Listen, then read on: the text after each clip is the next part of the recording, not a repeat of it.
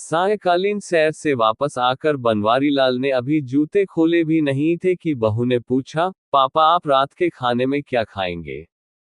क्योंकि हम सब तो बाहर जा रहे हैं। अच्छा, बनवारीलाल ने विचारते हुए कहा। वैसे आज रविवार तो नहीं था, किसी की शादी हो ऐसा भी याद नहीं आ रहा। शायद किसी के जन्मदिन या वर्षगांठ की पार्टी होगी, उन्होंने मन ही मन सोचा। वैसे मुझे इससे क्या? अपने विचारों को झटकते हुए उन्होंने जूते रैक में रखे और बहू की ओर मुखातिब होकर बोले, ऐसा करना बेटा, तुम 2 फुलके बना देना, मैं दूध के साथ खा लूंगा।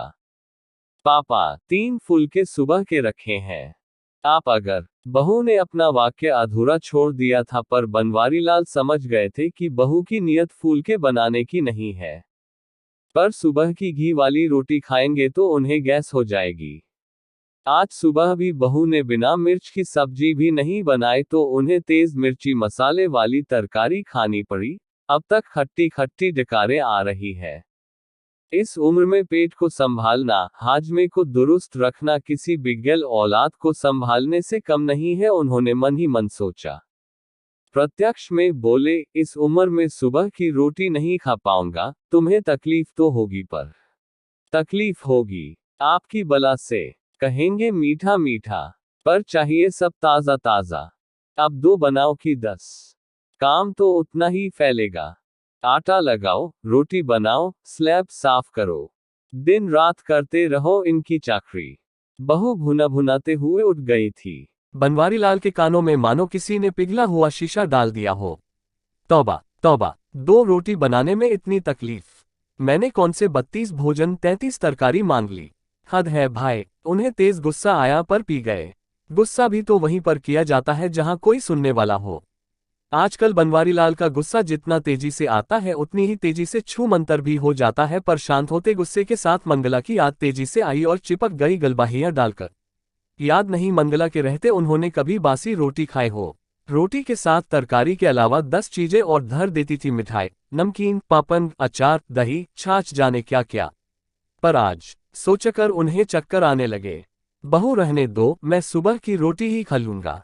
तुम्हें बेकार परेशानी होगी, मेरी वजह से जाने में लेट न हो जाए। वैसे भी तुम्हारे हाथ की रोटी मुलायम होती है, चल जाएगी। बहू को तो मानो मन मांगी मुराद मिल गई। अपनी आवाज को मुलायम बनाते हुए पूछा, आपको चाय पीनी है पिताजी? कोई खास तलब नहीं है बहू, अपने लिए बनाओ तो मेरी भी बना देना, वरना रहने देना। बनवारीलाल ने अपनी तलब को जबरदस्ती दबाते हुए कहा। इस उम्र में अपनी इच्छाओं को दबा देना ही श्रेयस्कर होता है, अपने आप को समझाने लगे थे वे। मैं अपने लिए बनाने जा रही हूं, आपकी भी बना दूंगी, कहते हुए बहू रसोई में घुस गई। चलो ये भी ठीक है, कहते हुए बनवारीलाल ने लंबी नीक श्वास छोड़ी। वाह री जिंदगी, लाखों की जायदाद आज भी मेरे पास है, ये घर भी अभी मैंने बेटे के नाम नहीं किया।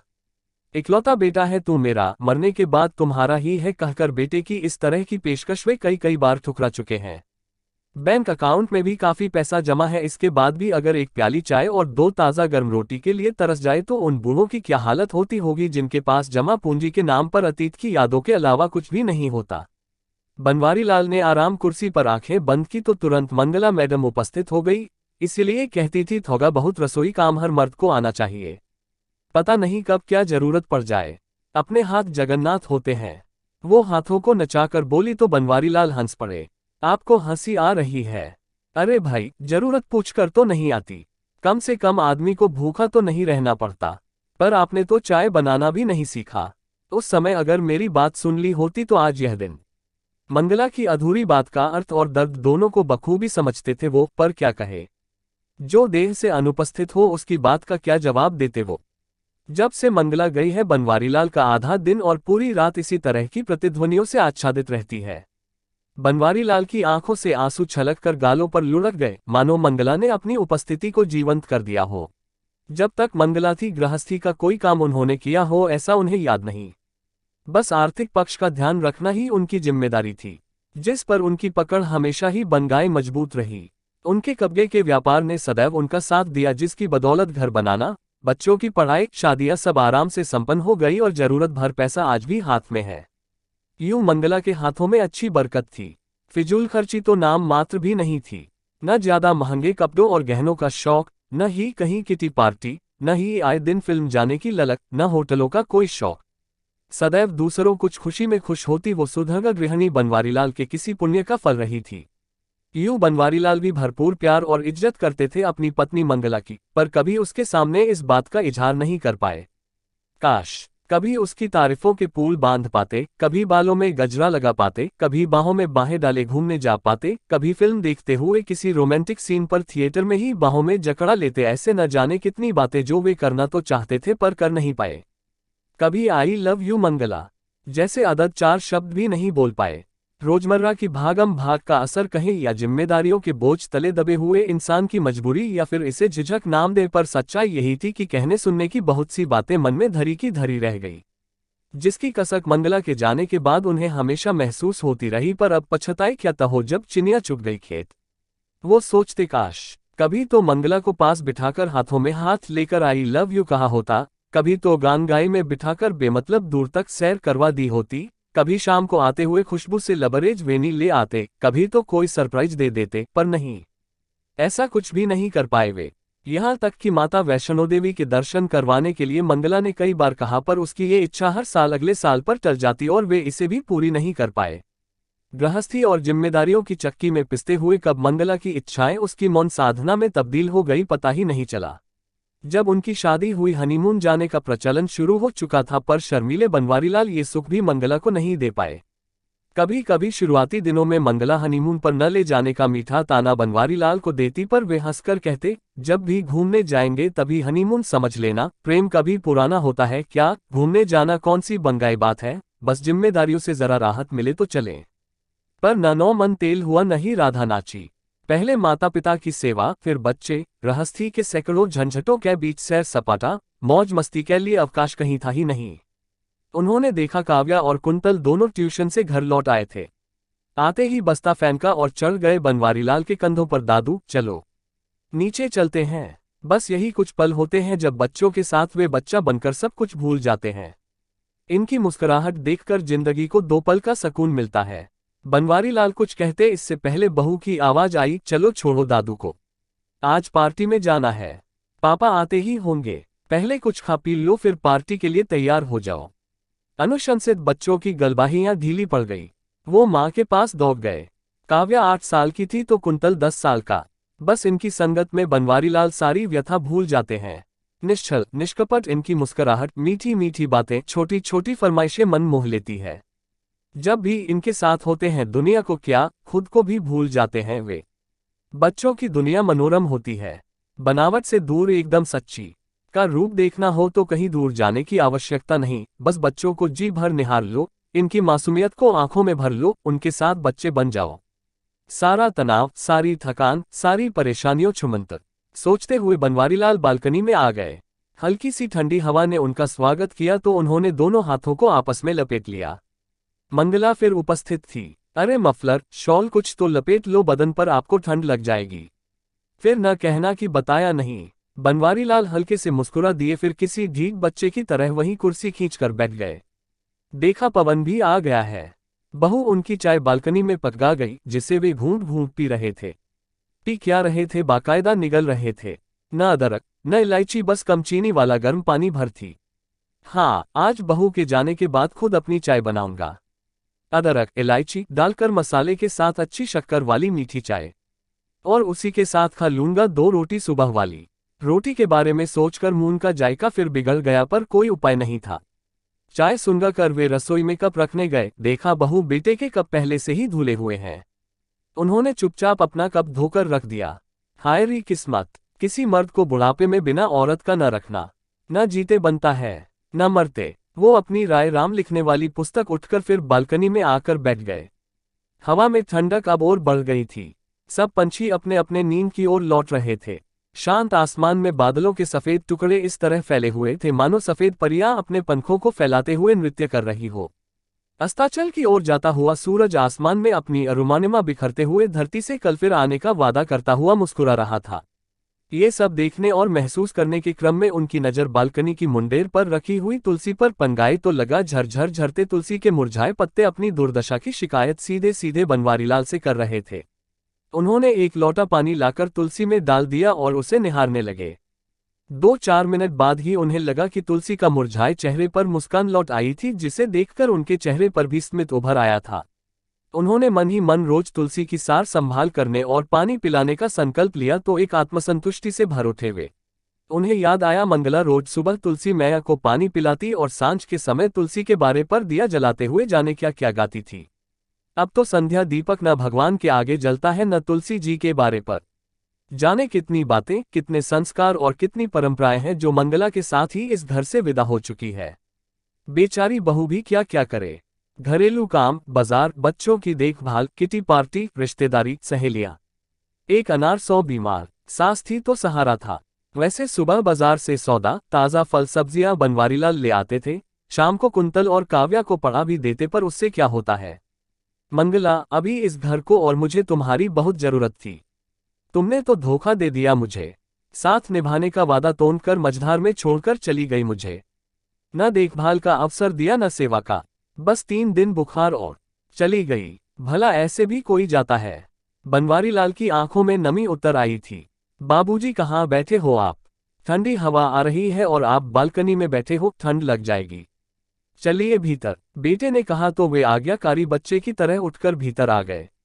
बेटा, बहू, पोता पोती सब पार्टी में जाने को तैयार थे। किसी ने उनसे झूठ मूठ भी साथ चलने के लिए नहीं कहा। भला कबाब में हड्डी किसी को कब पसंद आने लगी। वैसे भी अब उम्र हो चुकी है मेरी, बच्चों की पार्टी में क्या करना है मुझे। अब तो हरि भजन में मन लगाने की बेला है बावरे। बनवारीलाल मन ही मन बुदबुदाए। पापा, आप खाना खा लेना और दवाई लेकर सो जाना। ज्यादा देर तक जागना आपकी सेहत के लिए ठीक नहीं है। हम लोग लेट हो जाएंगे, आप गेट बंद कर लेना, हमारे पास चाबी है। बनगा ख्याल है मेरी सेहत का, पिछले सप्ताह भर से डॉक्टर को दिखाने के लिए कह रहा हूँ। रक्तचाप बढ़ा हुआ है, शुगर की स्थिति क्या है ये भी जानना जरूरी है। सांस भी जरा सा चलते ही फूल जाती है और उखड़ने लगती है, पर कहता है ये सब तो बुढ़ापे में होता ही है, ज्यादा वहम मत रखो। वाह बच्चू वाह, बूढ़े बाप के पास बैठने के लिए घड़ाई भर का समय नहीं, पर पार्टी के लिए समय ही समय। इस साहबजादे के पास, पर जब अपना ही सिक्का खोटा हो तो शिकायत किससे। दिमाग में फंसी इन तमाम बातों के बावजूद प्रत्यक्ष में उन्होंने हामी में सर हिला दिया। बनवारीलाल हॉल में रखी कुर्सी पर बैठ गए। बच्चे जा चुके थे, अभी खाना खाने का भी मन नहीं था, सो उन्होंने टीवी चालू कर लिया। पता चला आज वैलेंटाइन डे है। टीवी वाला विपिन बता रहा था आज देश का पूरा युवा वर्ग वैलेंटाइन डे के बुखार में तप रहा है। इसकी चकाचौंध से बाजार अटे पंगे हैं। ग्रीटिंग, बुके, गिफ्ट आइटम सभी की जोरदार बिक्री है। सभी अपने अपने पार्टनर, अपने अपने वैलेंटाइन को खुश करने में लगे हुए हैं। आज प्रेम के इजहार का दिन है, प्यार का दिन है, मोहब्बत का दिन है। जश्न की इस रात के लिए लोगों ने क्लबों, होटलों, थिएटरों में खास इंतजाम किए हैं। जगह जगह शानदार पार्टियां चल रही है। डांस, डिस्को का आनंद लेते हुए लोग अपने साथी के साथ थिरक रहे हैं, झूम रहे हैं, दोस्तों के साथ एंजॉय कर रहे हैं। शराब और शबाब भी इस जश्न में अपनी भागीदारी निभाने में लगे हैं। अच्छा तो ये बात है बेटा बहू, बच्चे सब वैलेंटाइन डे मनाने गए हैं। हमारे समय में प्रेम तो होता है, पर पूरी उम्र निकल जाती थी इजहारे मोहब्बत करने में। प्रेम भी तो शादी के बाद ही होता था, वो भी पुरखों के आदेश पर। सोचते हुए बनवारीलाल ने ठहाका लगाया। हमारे समय में तो वसंत पंचमी के दिन को प्रेम का दिन कहा जाता था और मनाया जाता था बिल्कुल सादगी से। पीले फूलों से पीले कपड़े पहनकर मां सरस्वती की पूजा कर ली बस। प्रेम के इजहार का माध्यम तब प्रकृति थी। चांद, तारे, नदी, पहाड़ों, फूल और खेत थे। फिल्मों तक में दो फूलों का मिलन दिखाकर नायक नायिका के मन की बात दर्शकों तक संप्रेषित कर दी जाती थी। आज की तरह न तो कोई पार्टी थी, न ही महंगे गिफ्ट, न ही कोई शोरगुल। बिना दिखावे का सात्विक सच्चा प्रेम जीवन भर महकता था। उसकी खुशबू तन मन में हमेशा के लिए बस जाती, मगर चुपके चुपके। हाँ, यह भी सच है कि तब प्रेम में कोई रिश्क भी नहीं था। न शादी टूटने का रिश्क, न ही प्रेमिका के न मिलने पर कोई एसिड अटैक और न ही खुदकुशी की कोई वारदात। वे उठकर टहलने लगे। सामने ही पीले रंग पर लाल बॉर्डर वाली सांगाई पहने मंगला की मुस्कुराती हुई फोटो सजी थी। वे उसे निहारने लगे। हाँ, प्रेम तो उन्होंने भी किया था मंगला से। जीवन भर किया, जी जान से किया, बस कभी उसे जता नहीं पाए। कभी आई लव यू नहीं कहा, कभी झूठे सच्चे वादे नहीं किए, न कभी उसके जन्मदिन पर कोई तोहफा लाए, न सालगिरह पर दोस्तों को पार्टी थी। बस मंदिर में जाकर भगवान के दर्शन कर आते, ज्यादा से ज्यादा नए कपड़े पहन लेते और कभी कभार मन हुआ तो घर पर सत्यनारायण की कथा करवा लेते। सोचते सोचते बनवारीलाल कहीं अपने अतीत की झांकियों में खो गए थे। इस समय उनके होठों पर मुस्कान और आंखों में नमी एक साथ देखी जा सकती थी। उन्होंने टीवी पर देखा, लोग लाल कपड़े पहने बनगे बनगे फूलों के गुलदस्ते लेकर ग्रीटिंग खरीद रहे थे। पता नहीं अचानक उन्हें क्या हुआ कि उन्होंने अपना पर्स उठाया, घर की चाबियां ली और छड़ाई उठाकर बाहर निकल गए।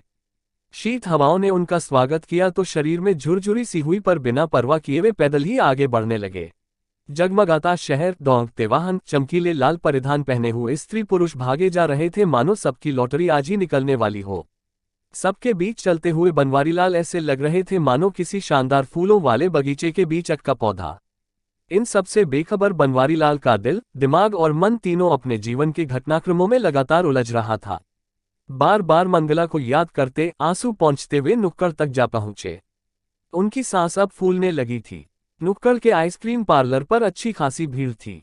जिनकी जेब होटल क्लब का खर्चा नहीं उठा सकती, वे यहाँ ice cream, cold drink, cold coffee का मजा ले रहे थे।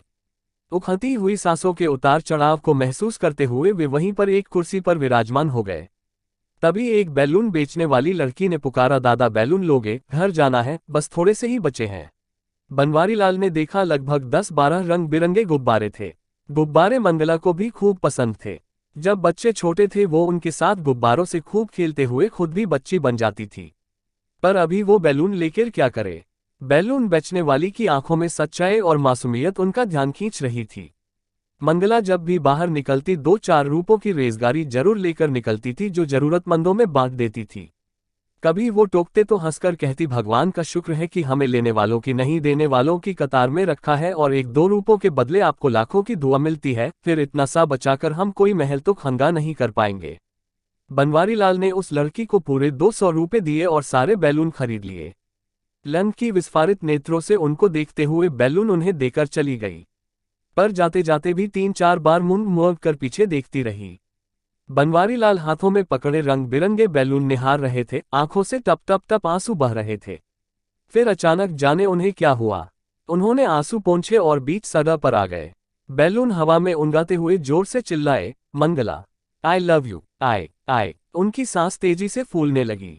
आसपास खड़े लोग जब तक कुछ समझते, उन्हें थामते, वे लटका गए। सांस बेकाबू हो गई और वे धम से सड़क पर गिर पड़े। मुंह से अस्फुट शब्द निकले आए, आई लव यू, मंगला। लोगों को समझ में नहीं आ रहा था क्या हुआ, कैसे हुआ, कौन है ये शख्स। जितने लोग उतनी बातें हवा में तैर रही थी, पर उन सब से बेखबर बनवारीलाल मोहमाया की इस दुनिया से प्रयाण कर चुके थे। उन्हें बहुत जल्दी थी अपनी मंगला के पास जाकर उसे आई लव यू बोलने की।